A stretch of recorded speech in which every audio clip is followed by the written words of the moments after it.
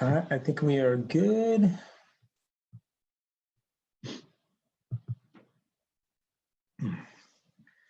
So I hope everyone is doing well and excited about the election today. It's going to be a lot of fun to see who wins and what the reaction to whoever wins is. We'll see how it goes. Hopefully it's a peaceful reaction, although you just never know.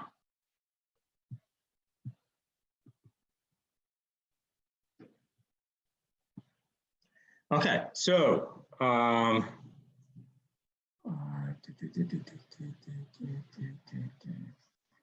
okay, so we are moving on to chapter 11.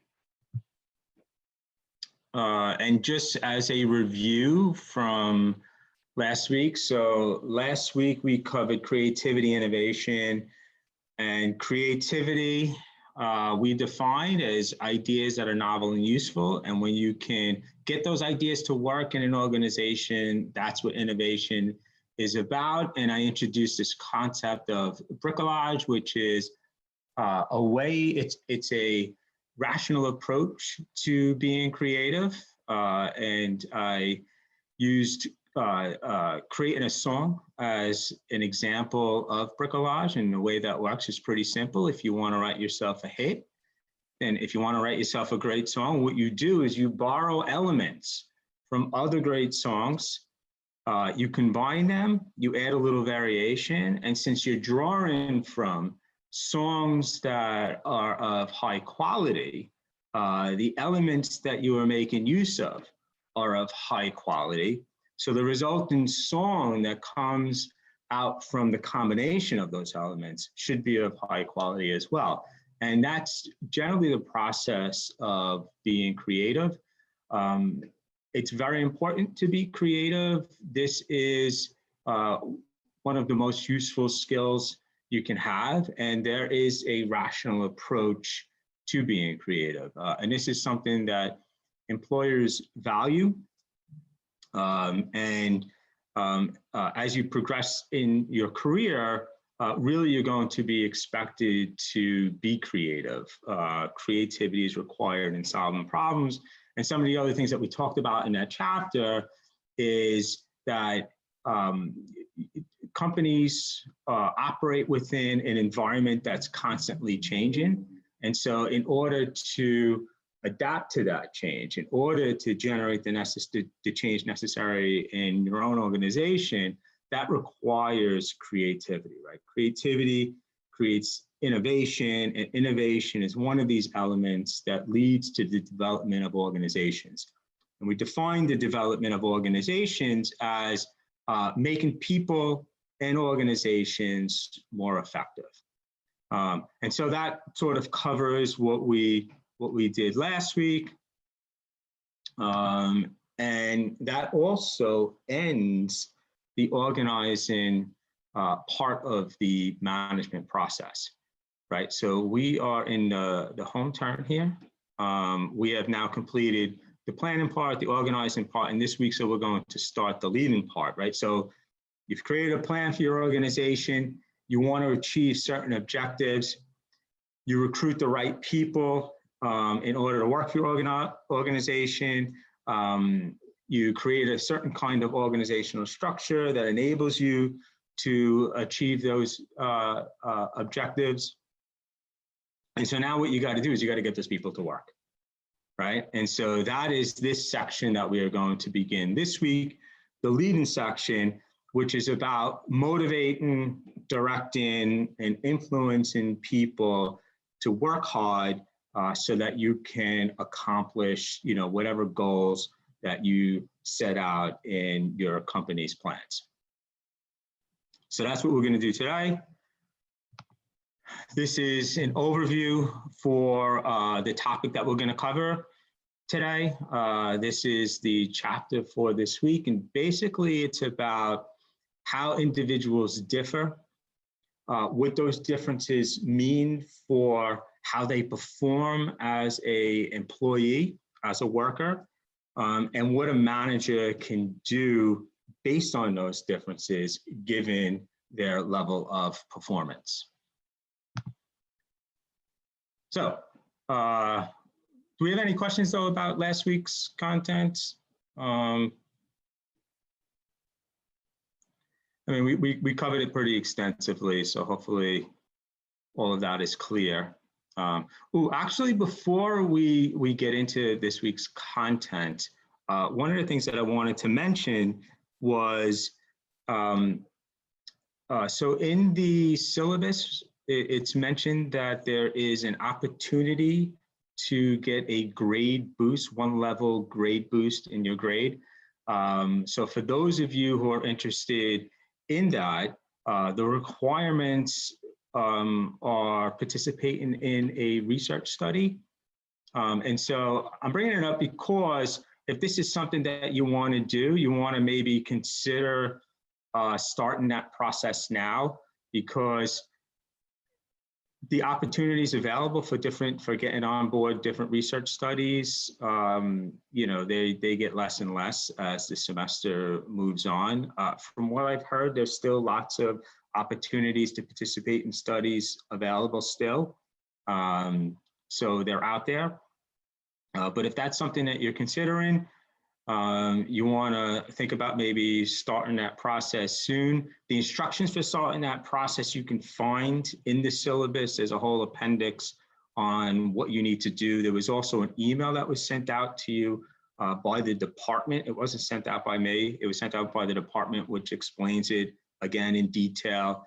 And if you are not able to actually get onto a research study, there's an alternative to participating in a research study, and that is writing a paper that summarizes a research paper.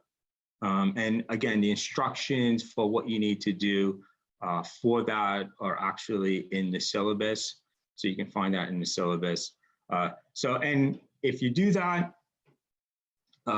you get a grade boost, right? So from an A-, let's say, to an A, from a B- to a B. So yeah, so just a reminder that that is an opportunity, and if you're looking to do that, maybe consider getting on that now and looking into that. Any questions about that? Yes, Professor. Do we need to provide proof of completion for the credits? Yeah, there's a system in place for providing that proof. And so that should be part of the instructions. But I actually think that the system will tell me. I don't think that the student is required to submit that proof to me. Okay.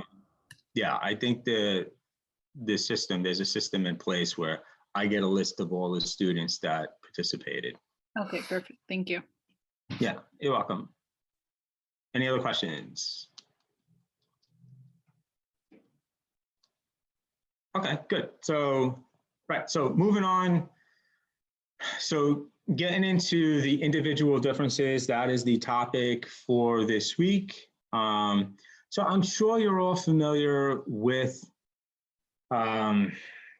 just ways in which people differ, right? There's certain features, certain characteristics of people that you know that sort of defines who they are, right? And that you can characterize the people that you know in different ways. Maybe some people you might know are aggressive, let's say, like a Donald Trump. Like Donald Trump, one of the features that characterizes him is that he's very aggressive, right? Other people you might know are, I don't know, maybe they're lazy, right? Some people you know, they are maybe very outgoing, they're very sociable, where other people are very quiet, very reserved, maybe shy. So all of these elements that sort of make up the kind of person they are is the subject of personality. And so personality are these stable psychological traits and behavioral attributes that give a person their identity. And so a couple of features about this definition are important. First of all, these are features that define who they are, right? They characterize them in a way that makes up their identity. And the other thing is that these features are stable. They don't change from day to day. They persist over the long term. Has anyone ever taken the Myers-Briggs personality test? And at the end of the test, they give you a personality type. Okay, yes, there's a few people. Yes, okay, a lot of you. Okay. Did anyone find it accurate? Has anyone taken it and they said, yeah, this really defines who I am? Or did they find it inaccurate for the most part? Okay. So there seems to be a consensus that it might be accurate. So it's pretty popular, this test. But this Myers-Briggs personality test is like a horoscope. It's like astrology. There are certain features about it that people can recognize within themselves, right? And so, but it's actually not based in academic research. It's not, it hasn't been validated scientifically. So it's really more, it seems scientific. And there are certain aspects of it where you say, wow, yeah, this really seems like an accurate aspect of my personality. But it's not validated scientifically, right? And so there really is no such thing as a personality type. There's been a lot of scientific research done on personalities, and really where that research has led is to what's known as the big 5 personality dimensions. There aren't 16 personality types. What there are is there are these 5 dimensions along which people vary, right? And so there's within each of these dimensions, people will fall, you know, anywhere along these dimensions. And so there's this vast gradation from one end to the other, right? So for example, openness to experience. There are people who are not open to experience at all, and there are people who are very open to experience. And there's this vast gradation in between those two endpoints. And so this is really, most of this scientific work on personality has arrived at validating these 5 dimensions. And so it's these dimensions that really persist within people that define who they are. And so I'll just go over some of what they are. I remember the big 5, the 5 dimensions here through the acronym OCEAN. So OCEAN is the first letter on each of these personality dimensions. So that's just sort of a way of memorizing what they are. But so each of them are, so one of them is openness to experience. And this is people who are more open to experience, or more intellectual, more imaginative, more curious. People who are conscientious are more responsible, more dependable, achievement-oriented. People who are more extroverted or more talkative and sociable. People who are more agreeable are more sort of friendly and good-natured. And people who are more neurotic are more emotionally unstable. They experience a high level of anxiety and a high level of worrying. And each of these and people vary in different ways along each of these dimensions. So some people can be high in neuroticism, but you know, low in extroversion, and vice versa. The one personality, and so each of these personality dimensions do correlate with work performance outcomes. So this is something that employers are interested in. And so companies spend a lot of money doing what's called psychometric tests, where they test different aspects of people's personality, because it is a predictor of how well they're going to perform on the job.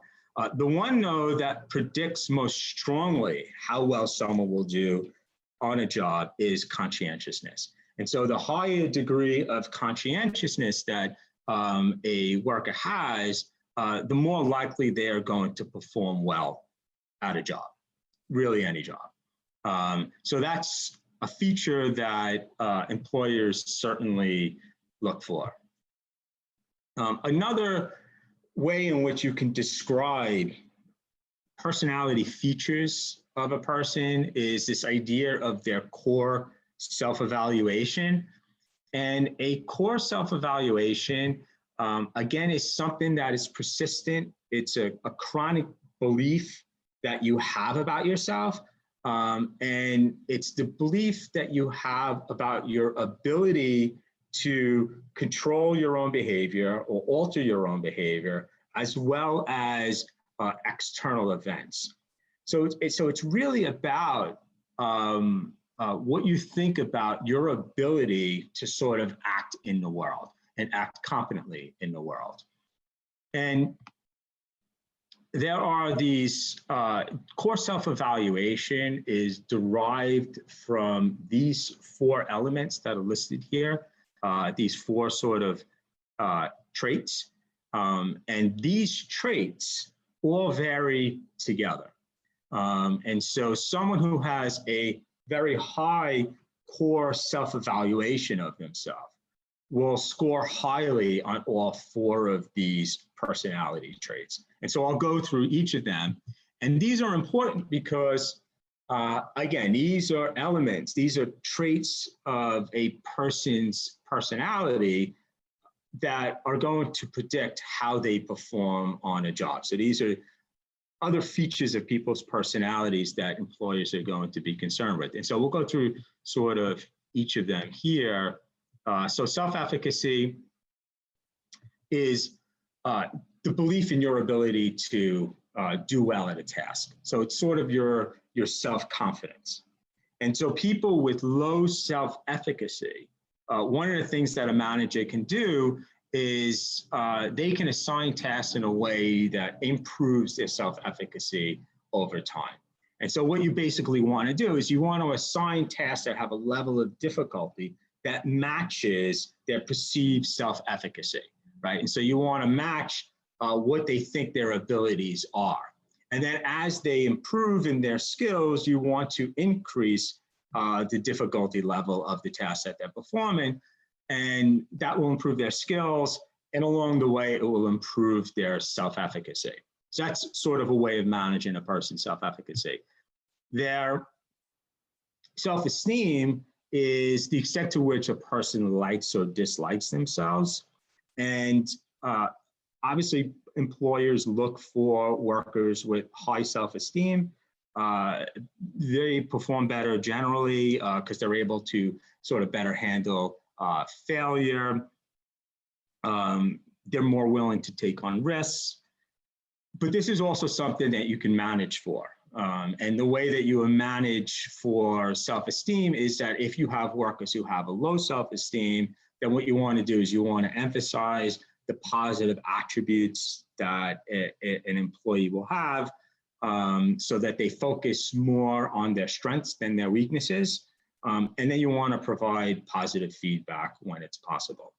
And so, I mean, this is generally how you want to manage anyway, but this is directly impacts a person's self-esteem, and it's a way of increasing a person's self-esteem and elevating the way that they think about themselves. The other dimension is locus of control.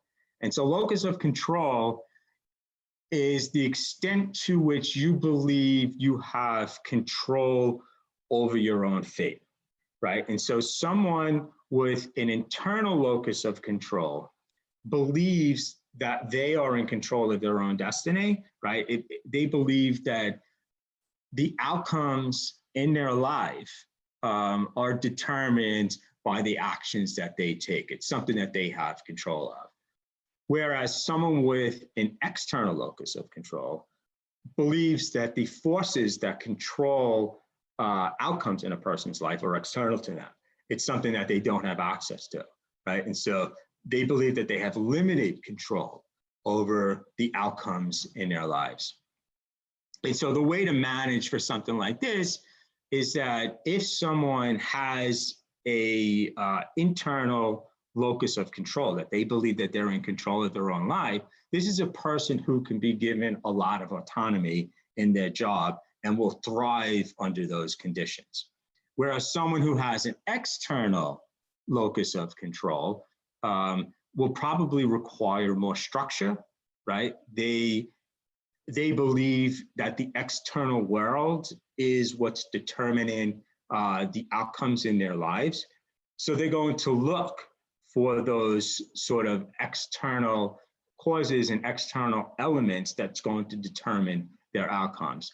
And so they'll look for structure, right? And someone with an external locus of control will do much better in those kinds of conditions where you provide them with a lot of structure. And then finally, emotional stability. So emotional stability, this is the level of neuroticism that a person has. And so just to be clear, so neuroticism is low emotional stability, right? So their emotions are not stable. And just so that there's no confusion, in the textbook, when they list the big 5 personality dimensions, they mention emotional stability as one of them. In my slides, I mention it as neuroticism. But they're the same thing, right? So neuroticism is just a lack of emotional stability. But emotional stability, so having emotional stability is having low neuroticism. And this is obviously correlated with greater performance. Low levels of emotional stability, the people who are neurotic, they're prone to anxiety. They tend to view the world negatively. Perhaps you know people who are very neurotic. They do sort of carry a dark cloud with them. And it certainly affects their ability to perform well as a worker. So this is something that employers look for.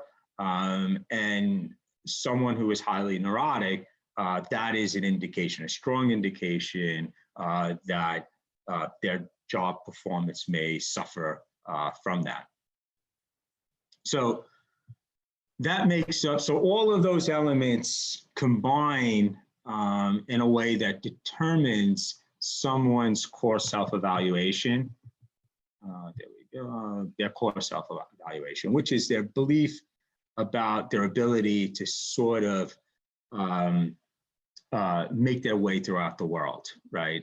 Their ability to sort of control the outcomes in their life, their ability to be effective in the world, their ability to control how they perform. So any questions about personality, core self-evaluations, any of these elements, how to manage for it?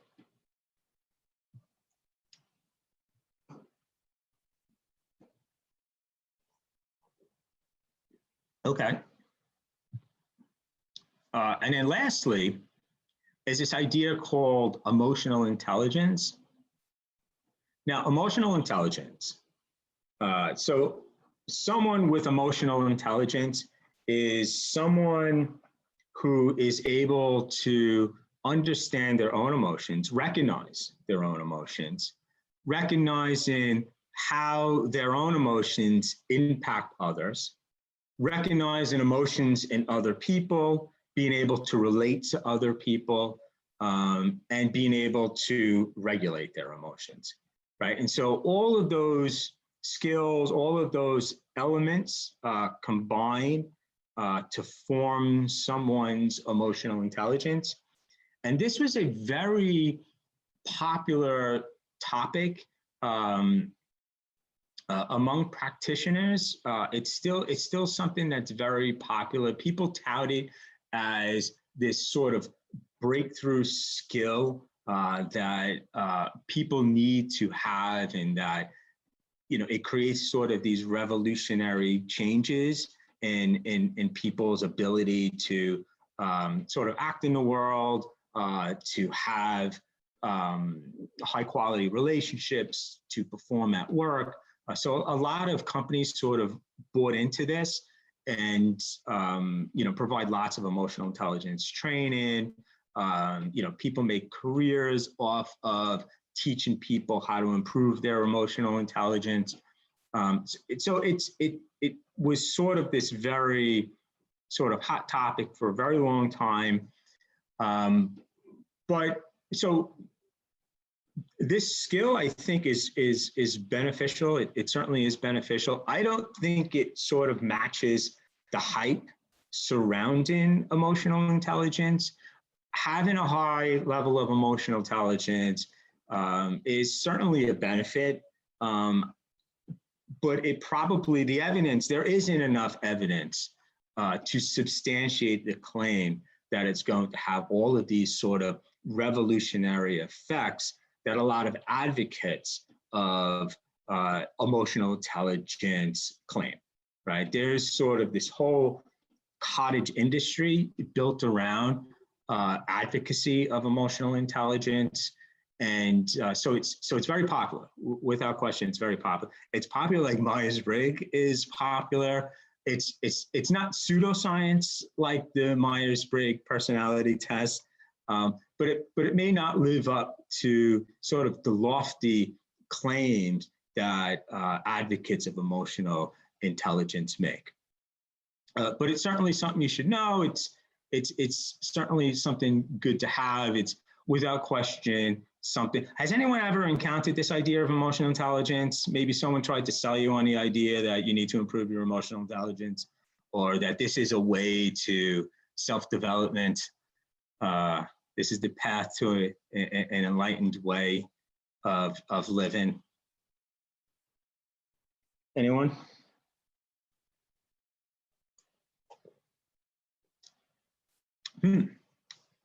Yes, it's all over. It's all over Instagram. I think of it more as mindfulness. So interesting. So in what way is it like mindfulness? In that they both are trying to achieve the same thing, or they both have, you know, a crazy level of hype surrounding it? Well, you know how people say you can't control certain situation, but you can control how you react to it? Mm-hmm. That's what I kind of think. I'm not sure if it falls under emotional intelligence, but I mean, I think it does show results. Like you can be your own evidence. But I don't know if, I mean, I think it has a high chance of good results, but also a high chance of not like failure, since you're not, like, at the end of the day, we're human, so we can't have a constant I guess, like, to discipline our mind to do that all the time, you know? Right. Yeah. So I would say that mindfulness probably has the same level of hype as emotional intelligence, right? And I think that they're both trying to achieve similar aims. Right, it's supposed to, you know, sort of give you greater control over the way you might react to situations, right? And part of, I think, the philosophy, I think that you point out is spot on, in that, you know, you may not be able to control everything that happens to you, but you can control how you react to the things that happen to you. And so, yeah, that's an element of it. Now, to be clear, well, mindfulness is certainly another one of these ideas. It's definitely, there's science that backs it. Mindfulness is not like Myers-Briggs. There is science that does substantiate that it produces benefits. Emotional intelligence, the same thing. There is science, there's academic studies that do substantiate that it provides a benefit. I think, though, that the question is does it live up to sort of the hype that advocates make for it? And that's really the question. And I think the answer is that currently it probably doesn't live up to the hype surrounding it. But it's certainly something that I think is beneficial. And so, yeah, so it's important to know the mindfulness, again, is also, mindfulness is something else that you should know about, because this is something that you're going to encounter. A lot of workplaces have adopted trainings and practices to increase your emotional intelligence, to improve your mindfulness. Certainly these are beneficial. And yes, and so mindfulness is more of a practice, not a label like Myers-Briggs. Yeah, without question. Right, and so the point that I wanted to make was that Myers-Briggs is probably hyped in a way that mindfulness is. The difference between the two, though, is that Myers-Briggs is pseudoscience. There is no science to back up any of the claims, where mindfulness, there is science to back up the benefits. It may not substantiate the lofty claims that advocates make, but certainly there are benefits without question. It depends on personality, right? So the question is, and the question always is, under what conditions does this work, right? So people are gaining benefits from these practices. And if we go all the way back to the second week in chapter 2, any theory only gives you a narrow slice of what's happening within your reality, right? And so one of the lessons that you take away from that is that there's no one theory, and this would apply to practice as well. There's no one practice that is going to be sort of the ultimate solution to everything, right? And so the question that you always have to ask when adopting any kind of practice or business solution or business strategy is under what conditions does this work? And without question, I think you are very insightful here by pointing out that, a lot of this may depend on personality, and I think you are correct, right? So you always want to ask, under what conditions does any of this work? And is it, there are going to be variations in degrees to which something is effective based on things like personality. Certainly that is one aspect that will moderate how effective or whether something is effective at all. So good, yes. All right, so any other questions on emotional intelligence or mindfulness? Should we take 5 minutes to do a meditative practice? No, all right, we got a lot of content to cover. I was very ambitious today with the amount of slides I put into this week. I don't know that we're going to get to them all. We will see. So values and attitudes, right, is another sort of aspect that differs among individuals that will impact their work performance that you need to manage for. So values are these abstract ideals that guide one's thinking and behavior across all situations. So, and an attitude is a learned predisposition toward a given object, right? And so values have this generality to them, whereas attitude is focused on a particular object. So an example of a value is you may value relationships, right? So it's important for you, let's say in a workplace, to establish close relationships, whereas someone who maybe doesn't value relationships that high, just want to, you know, go to the office, get their work done, be productive, and leave, right? So that would be an example of different values that people might have. Attitudes are directed at a particular object. And there are three components that make up the different kinds of attitudes that people may have. There's an affective one, which relates to how someone feels about an object. Cognitive, which is what you think about something. And behavioral, which is how you plan to sort of behave or react towards something. And so if you say something like, I hate being given the runaround, that is an attitude that you have regarding you know, someone giving you the runaround. And the fact that you express it as hate means it has an affective component. If you were to say something like, I'll never call them again, right? That's an attitude that you have towards someone for whatever reason, that is behavioral, right? Because you are expressing how you might behave towards someone. And so attitudes are, you know, obviously going to impact the way someone performs. And so this is something that you want to manage for. Cognitive dissonance is probably a term that you've come across that has to do with attitudes. And so it's defined here as the psychological discomfort a person experiences between his or her cognitive attitude and an incompatible behavior. And so if a person behaves in a way that runs counter to their attitude about something, they're going to experience cognitive dissonance. And so an example of this is, so I eat Oreo cookies.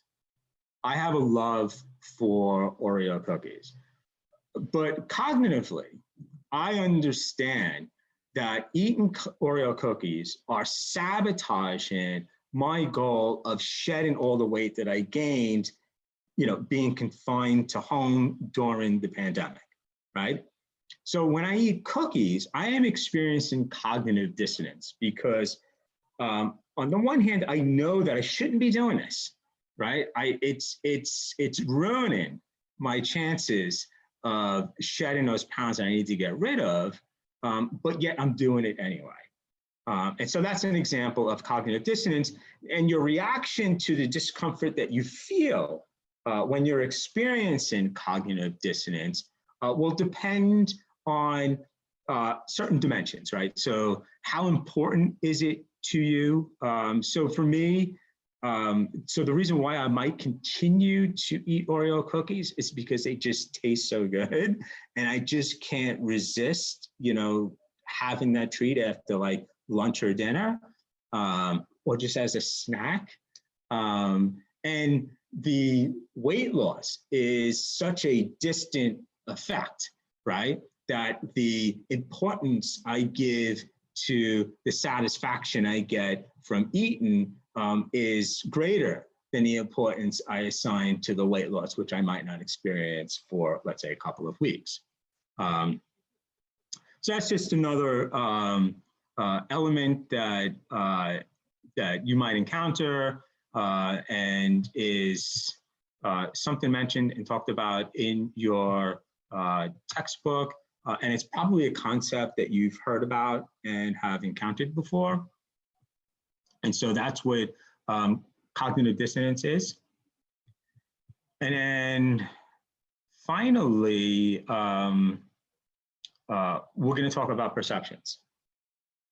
Now, perceptions, do we have any questions actually on, before I move on to this final topic of perceptions? Do we have any questions about values, attitudes people might have, values people might hold, cognitive dissonance that you experience? your love of Oreo cookies? No, okay. All right, so let's move on to perceptions. This might be the most important section of this chapter. So perceptions are the process of interpreting and understanding one's environment. So you're prompted to take notice of something. You make an evaluation of the thing you noticed.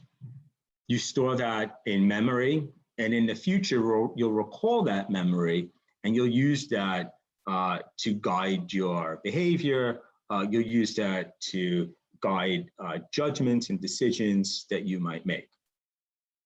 Now, what's important about perception is not this schematic or the process under which perception works. What's important about perceptions is that people have distorted perceptions. Often the perceptions that people have get distorted in one way or another, and those distorted perceptions will have an impact on their behavior. And so we're going to talk about ways in which your perception might get distorted. One way in which your perception might get distorted is through stereotyping. And so stereotyping is this tendency to attribute to an individual characteristics one believes are typical of the group to which they belong. And so there are common stereotypes listed here. For example, sex role stereotypes. People may generally believe that women are more nurturing than men, so that they will automatically assume that any one particular individual woman will be more nurturing, or make the assumption that they are already nurturing. This is an example of a stereotype, and that may or may not be accurate. Age stereotypes, so there is a stereotype that older people are less likely to learn new things, that they are resistant to change. These stereotypes, again, this is assumptions that you might make about a particular individual just because they are older. And these assumptions often are not true, right? And so they could distort your perception and lead to lots of negative consequences. Race stereotypes, unfortunately, is one of the big stereotypes that people make. And often these stereotypes have a negative impact for the racial groups that are in the minority, right? And so there are stereotypes that people make, and racial groups in the minority are sort of victims of those distortions in perception. So these are things that need to be managed for, so that you can prevent those distortions from creeping into actions that you take as a company. There are lots of different kinds of distortions in perceptions that people have. Your textbook mentioned several of them. I'll sort of mention a few here, right? So stereotyping is one. Implicit bias is another. And again, it's sort of similar, but it's an attitude of belief that affects your understanding, actions, and decisions sort of in an unconscious manner, right? And so the fact that your bias is implicit rather than explicit means that you're not really aware of it. And this explains a lot of the differences in outcomes, let's say, among racial groups, because there is this implicit bias that happens in companies, and it affects outcomes. And it's not even like an explicit attempt at being racist. It's part of the implicit biases that people hold for various psychological reasons. And it's important to be aware of them so that you can manage for them. An example of this is And I know that I often bring up my New York Football Giants, and let me just let everyone know, I don't know how many Giants fans we have, but they played last night, Monday Night Football, national stage, playing one of the best teams in the league. And we actually outperformed one of the best teams in the league. But of course, in the very end, we lost the game yet again. I think we have one win the entire year. They're terrible. It's a terrible team. It's just heartbreaking to watch them week in and week out. I do it anyway. I don't know why. I'm a glutton for punishment. But this is part of what it means to be a fan. Anyway, all of that aside, so one of the ways in which an organization has to understand that these distortions in perceptions are real, that they exist, and that they have a negative impact in society, right?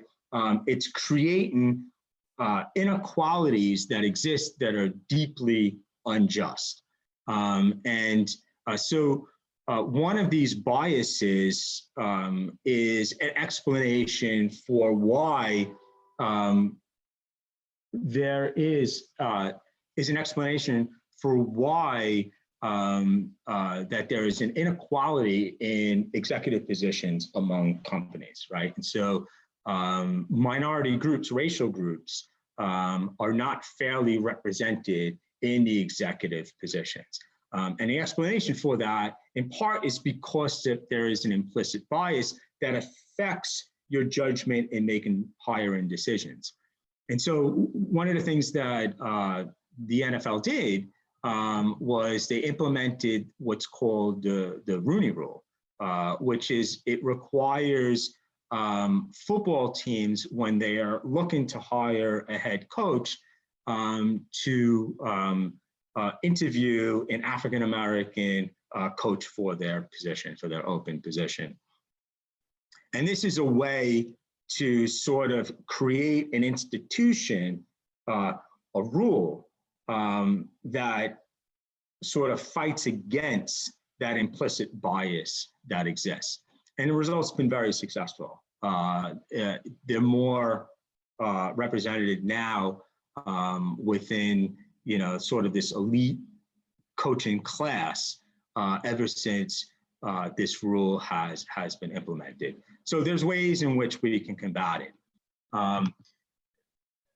Some of the categories, the important social categories that I'm sure everyone is aware of, in which these implicit biases exist, along categories such as gender, right? There's implicit biases based on gender that we hold that creates inequalities and these unjust outcomes in our economy and society. Race, along categories of race as well. Another category, though, that may not be talked about as much, but is just as important because it has just as big an effect, is along the category of attractiveness. And so what the research shows is that people who are very attractive are granted all of these benefits throughout their life, given a bias that we inherently have toward people who are attractive. And it begins really at birth. Research shows that cute babies, right? Babies that are more attractive are paid more attention to, they're held more. As attractive kids start attending school, they get much more favorable treatment by teachers. Teachers pay more attention to attractive kids than kids that are less attractive. They are more likely to assume if someone did something wrong, they're more likely to assume that the attractive kid didn't do it, and that it's more likely that the unattractive kid did it. And so now all of these sort of benefits sort of accumulate, right? over the course of their life. And so it creates these sort of inequalities along this dimension of attractiveness. And it plays out in almost every aspect of society. And so it plays out in our legal system. It's been shown that attractive people get more favorable treatment by the justice system. They're less likely to get arrested. They're less likely to be convicted, and they get less harsh sentences. They're more likely to get hired. They're more likely to get raised. And so it has very important effects. Also, what the research shows is that this effect applies equally to both men and women, right? And so both attractive men and attractive women benefit from this bias that exists. So, yeah, and I think the impact of it based on attractiveness, I don't think can be overemphasized. It really has, when you look at some of the effect sizes in these research studies, they're pretty large. So it has a pretty powerful effect. And so these are the things that you need to be mindful of because these distortions in perception that leads us to make decisions a certain way, to behave in a certain way, can create these inequalities and these injustices that persist throughout society. And so these are things that you need to be aware of and manage for. So halo effect is an example of this. Halo effect is just form an impression of an individual based on a single trait. And so if you look at the attractiveness of someone, based on that, if you find that person attractive, then automatically everything else that they do is superior, right? You automatically assume that they're good, that they're friendly, that they're honest, they're trustworthy, they're high performing, etc. And how are we doing on time? We are doing great on time. I had this very ambitious goal of getting through 22 slides today, and I think that we did it. There are a couple of other distortions in perception that I mentioned that I'll keep in this slides. Let's say the recency effect. So things that happen more recently, you will sort of favor that in your evaluations, right? And so if someone is very unkind normally, but then acts in a very kind way, right, to you, let's say, you will think of that person more as kind than unkind because their acting kind is more recent than their acting unkind. And so that's sort of an example of the recency effect. And then the last distortion I think I have in here is, yes, causal attributions. Causal attributions are really assigning causes for different outcomes. And what's important here is something called the fundamental attribution bias. And this is likely something that you will encounter. It may be something that you've encountered before, this idea of the fundamental attribution bias. But what it is the fundamental attribution bias is people attributing another person's behavior to his or her own personal characteristics rather than situational factors. So whatever outcomes that you perceive, your explanation for that outcome, if you suffer from this fundamental attribution bias, is to automatically assume it's the person that was the cause of it, rather than a particular situation, right? And so an example that your textbook gives is a study of manufacturing employees found that top managers attributed the cause of industrial back pain to individuals, whereas workers attributed to the environment, right? So it could be the case that there are conditions within the manufacturing work environment that's causing them, to exert themselves in a certain way that's causing the back pain, rather than, let's say, the proper way of lifting objects. And so that might be an example of the fundamental attribution bias. And then lastly, and we will end it with this, is the self-fulfilling prophecy. And so it's also known as the Pygmalion effect.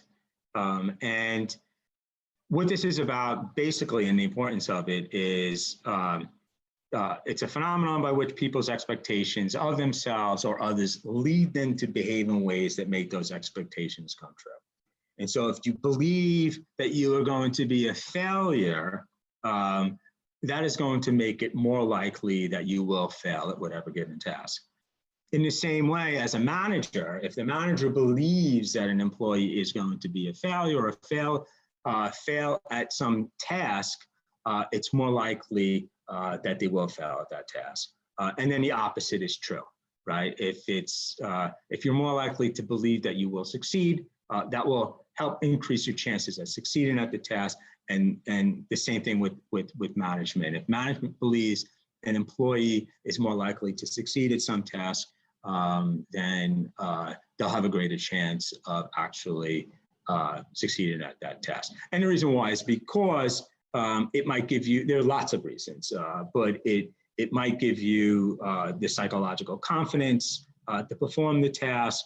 And so you want to use this to your advantage, right? This idea of a self-fulfilling prophecy. You want the self-fulfilling prophecy to work in your favor, right? And so you want to establish positive expectations of the people that work for you. It's even been shown in the education setting, where teachers who expect their students to do really well, those students do better than students in classrooms where the teachers expect them not to do well.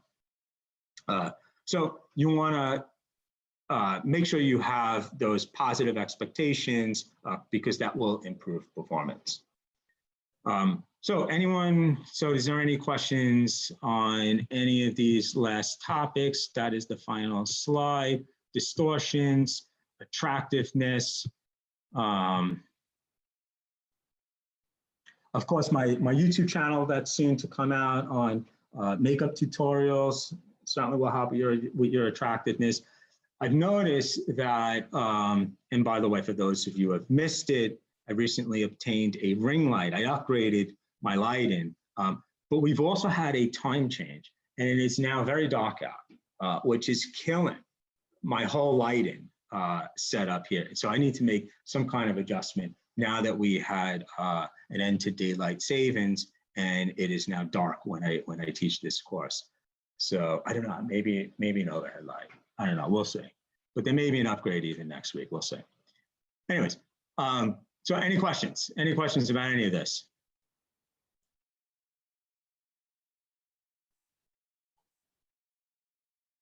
Okay, good. We will end it here. Thank you all again. And I will see everyone next week. Have fun watching the election today. It should be very exciting. Yeah, and so hopefully we actually do get a result today, but most likely we'll probably get a result in like a day or two. Anyway, yes, thank you. Have a great day, everyone. Have a great week.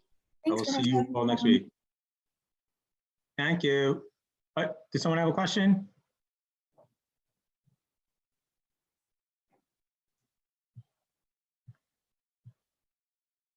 Stop sharing.